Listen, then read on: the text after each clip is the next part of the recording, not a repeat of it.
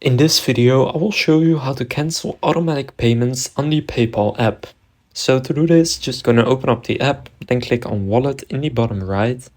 Now from here, scroll down, and then here you will see automatic payments. So click automatic payments. Now here you can see the ones that I have. So if I would like to remove one of these, for example, I'll remove the Upwork one right here. Simply go and click on it. Now here you will see it. And now what you can do is at the bottom right here, you can click on the remove PayPal as your payment method option. And once you do that, just gonna click on remove.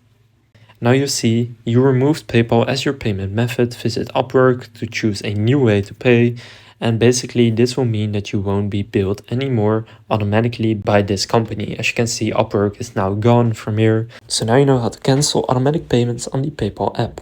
If this video was helpful, please consider leaving a like and subscribing to my channel. With that being said, I will see you in the next video.